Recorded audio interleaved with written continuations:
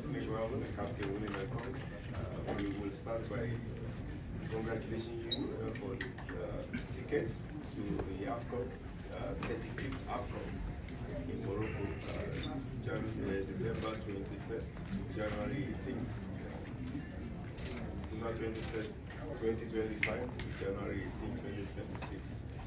It will be, of course, the 21st time that Nigeria will be participating in the African competitions.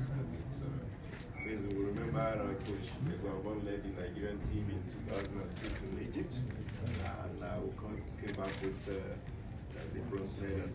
He has promised that this time it will be the gold.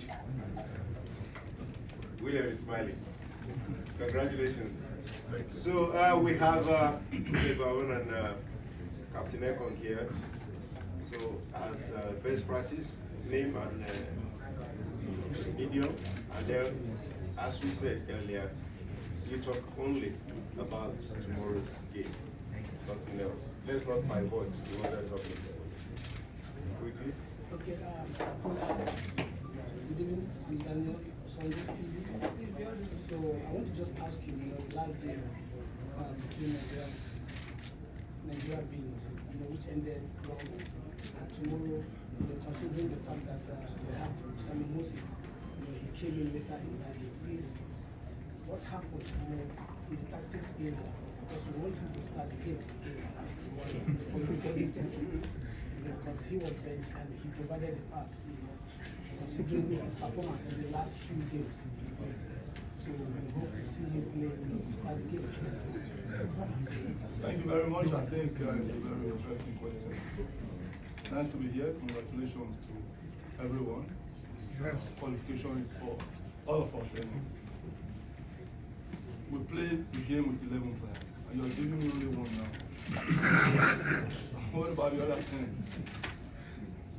Give me the lineup tomorrow, sir. That's okay. I mean, we all know what Simon can bring to the team. Talent-wise, energetic, quick, smart. I'll think about it. Thank you. Okay, I would like to call you come later, but this man, I know why he's raising up this one. King of the North. Yes. Good afternoon, Coach. Good afternoon, sir. My name is Mavis. Yes, sir. My question is very straightforward. Are you bothered by the fact that the Super Eagles didn't win a single game in the AFCON qualifiers away from home? Aside from the game that was the victory against Libya, drew with Rwanda away, drew with Benin Republic away. Are you bothered by that? From considering the fact that by March the World Cup qualifier starts, and it's a qualifier that we have to win almost all of our games if we have to stand the chance of progressing. Are you by any way bothered by that poor away from during these qualifiers? You cannot say poor away from. We didn't lose away from home. Mind you, football today is going beyond what it used to be, and everybody comes prepared against Nigeria. Getting points away from home, I think teams deserve some credit. Yes, World Cup will come. I don't know if I'll be in charge or not. And then if I'm in charge, definitely we'll speak about it. We know that we have to win every game, and we approach every game as a World Cup final. So let our time come first. Okay, Kalista, quickly. Coach, my name is Kalista. There are words on the streets that I know has returned to Nottingham Forest as well as Ademola Lookman. And we all know about Nwabali, who was excused from the team because the NFF officially released a statement regarding that. Our heart goes out to him. My question to you is that what happened to these players? Because we've not seen Ademola Lookman and we've not seen Olaino with the team. You know, relationship is something that is key. Prior to our game in Benin against Cote d'Ivoire against Benin, I had a word with an official from Nottingham Forest. And then after that, I got a message from Nuno, the manager of Forest as well. Please, we can release a line because he's playing Arsenal next weekend. I said, okay, we have a deal. Once we're able to get the result in Cote d'Ivoire, we'll keep the relationship. We've got other players that we think can also play. So based on that, I want to keep relationship. Ademola Lookman is slightly hot. We have good relationship and then understanding as well. And based on that, it was released because he said he can't play at 100%. He can only play at 70%. And he pleaded. I'm the only one who can excuse him. If I want him to stay, he will stay. But we have to keep the relationship going, so I love him. Thank you, Coach. Okay, thank you, Coach. Relationship.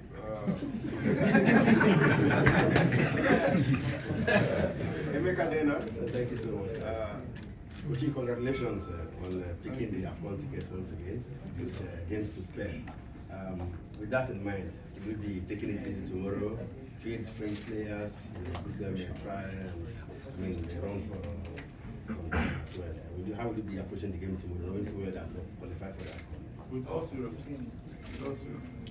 With all 22, seriousness. yeah, with 22 players who are capable of playing at any given time.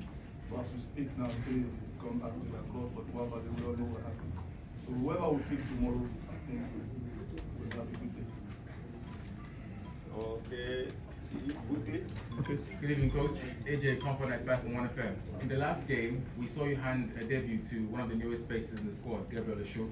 And I think most Nigerians were divided online regarding his performance, given the fact that you also took him out at halftime. As a manager, can you assess his debut for the Super Eagles? Were you impressed with what you saw? And can you please tell us why you took him off at halftime? Another good question. Gabriel Shaw is somebody we've been following, and because Ajayi's injury, somebody needs to be drafted in, and we felt Gabriel was time for him to come aboard, so he did. And in that game, our tactical approach was the back three, four across the midfield, and then four in front. And end of first half, we were trailing by 1-0, and we needed to now revert back to back four. I explained to him, and he understood. So he had to come out for an offensive player to come in. Nigerians divided online, word on the streets. Okay. Good evening, Coach. Good evening, Captain. My question is for the coach.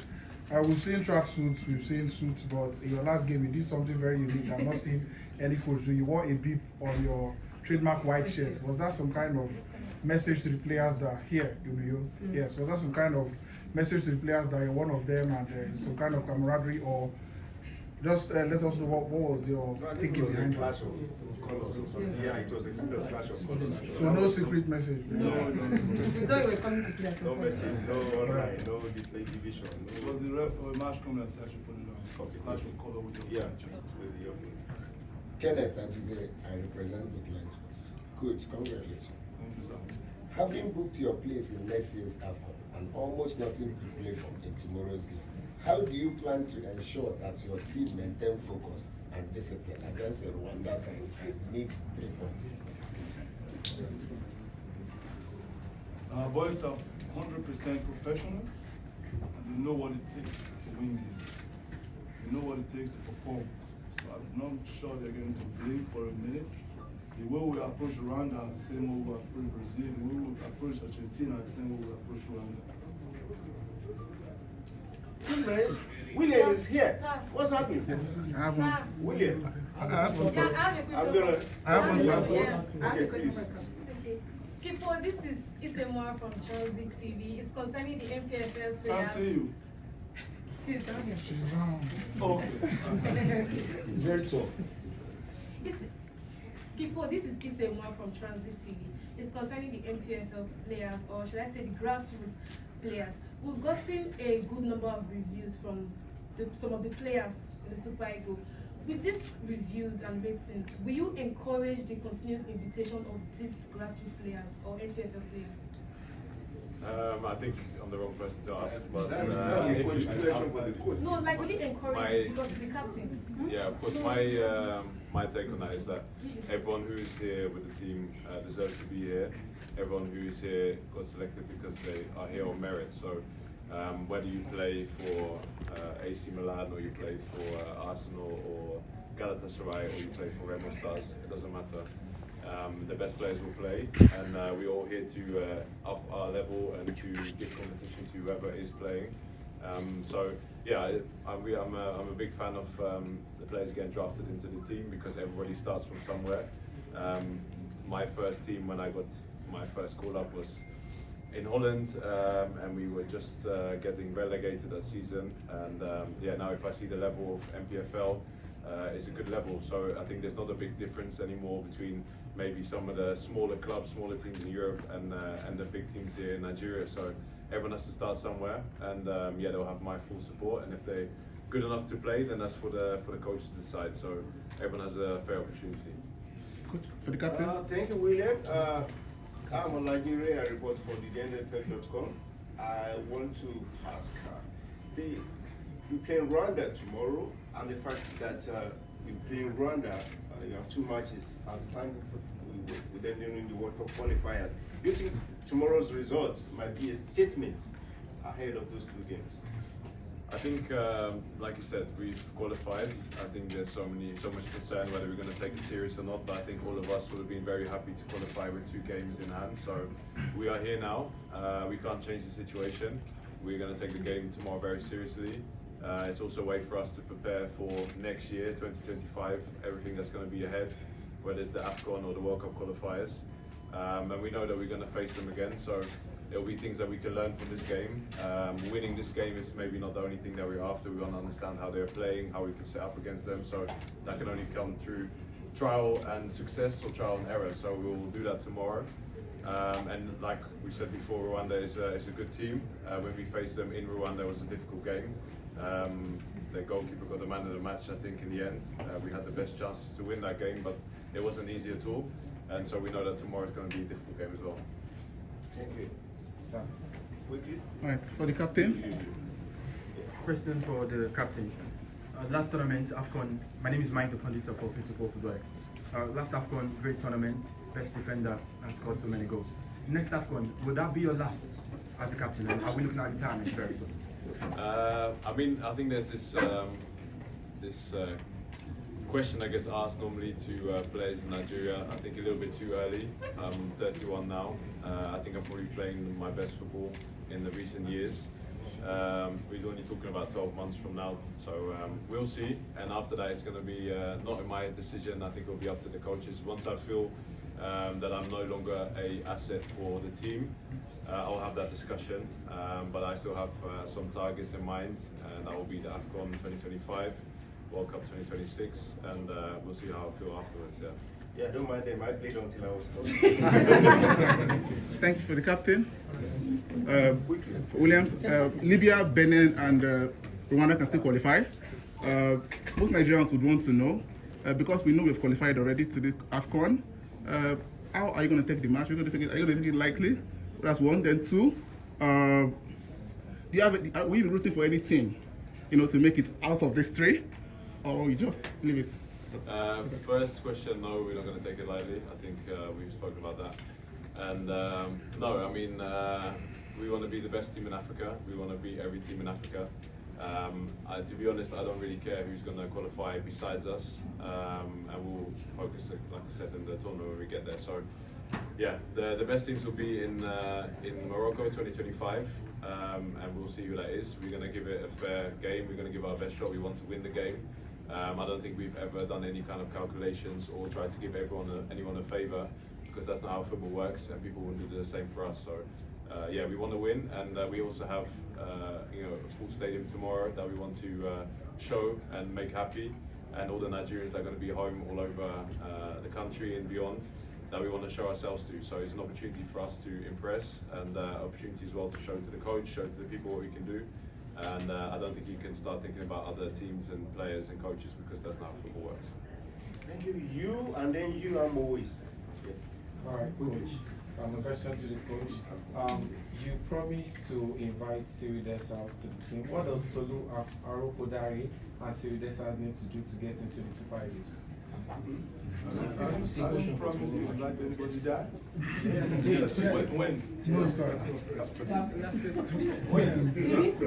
No, he promised that I will invite Coach wouldn't say that. You promised, you might have said probably. So it's not when that window is there. Listen, one thing you guys need to understand is this game comes 3-4 days in between. So I stick to people that I have worked with in the past. in the past. So when that opportunity comes, Nigerian national team belongs to everyone. For friendly games, FIFA window, of course they will get their chance. But right now, someone I've not worked with before. Now when I close my eyes and he speaks, I know he's speaking. Someone that I've not worked with before, I'll keep them aside. But give it a watch. Not only you, many of them, because we want the best one. Coach, you worked with me before. You're here. All right. Yeah. Good evening, Captain. My question goes directly to you. I watched the debut in Kaduna in the game between Nigeria and Chad, AFCON qualifiers. From that period of time to when Sunday Olise questioned in your own words anyway, he questioned your suitability to African football, to becoming the best player at the AFCON. How does that make you feel? Your rise. How does that make you feel? I mean, it's something that you dream of when you're a kid. I always wanted to play for Nigeria. I think moments like that, they always fuel me to do more. Whenever I have difficult moments, I tend to have good moments after, because it's something that, you know, also keeps me thinking at night. It makes me evaluate myself. But I think now at my age, I stopped to prove myself to anyone. I think Sunday Olise is a legend, someone I respect very much. He's done so much for Nigerian football. I think at the time when I spoke about that, I was 24. We just qualified for the World Cup after I was ruled out. I mean, something similar happened just before the last AFCON. Jose Pesero and myself, we had some differences, and in the end we made amends, and yeah, that performance came out on the back of that. So I hope our coach now doesn't have to motivate me like that anymore, but it's yeah, something that, you know, everybody wants to do better, and football is no straight line. You have your ups and downs, and maybe at the time that was the right thing, but I didn't want to accept it, and that's all part of it, you know. So I'm very proud of where I am now. It's been a lot of hard work, but it's, yeah, the hard work doesn't stop. I have to continue to improve myself, otherwise I can't keep up with the new boys on the block and everybody else who also wants to be here and play. So that's I think the biggest motivation. We see some great players like Alex Iwobi. He's been here now also for a long time, 80 something caps. He was there in my second camp, and I always try to use him as I think a top role model for any player, someone who's played in the Premier League throughout his career, has nothing to prove, always comes here on time, doesn't open his mouth, works hard, has been criticised heavily by people also sitting in this room, but he's someone that will go down as a real great when he finished playing, and I think sometimes you have to appreciate the players that we have here, and you know, all those boys are just working hard and want to make everyone proud. So yeah, we're all in this journey together, and I'm very proud to have already done almost 10 years now, but I'm not finished yet. I still have some targets that I want to achieve. Do you miss your Igbo word? Yeah, I mean, yeah, quickly on Leon, he's a fantastic player. He helped me a lot. Again, we had some amazing times. He's still going strong at 36. It's not easy to be playing at a club like Rangers with the pressure that he's under there as well. And yeah, he had some issues with injury, but like I said, a professional to continue to still be playing at 36, and I think that he could still be an asset for Nigeria, and that's not my decision in the future, but of course I miss him as a good friend, but we're still in contact, and yeah, I still see him even when I'm not here. Coach, over to you. Are we seeing Leon anytime soon? No. It's possible. You can't rule it out. Will gets criticized, I get criticized more. But it's out of emotion. Yes. No hard feelings. You want the best at every given time. But sometimes we have to control our emotions too. Applause for this man. Thank you. Thank you. The last question. Quick. Good afternoon, sir. No. I'm Emmanuel Asika, reporting for Jara Media. On 2019, Nigeria finished the AFCON at the round of 16, losing to Tunisia. And 2019. No, 2021. Then in the last AFCON, you reached the finals. And what is the level of confidence in the camp looking forward to the next AFCON, having qualified already against Spain?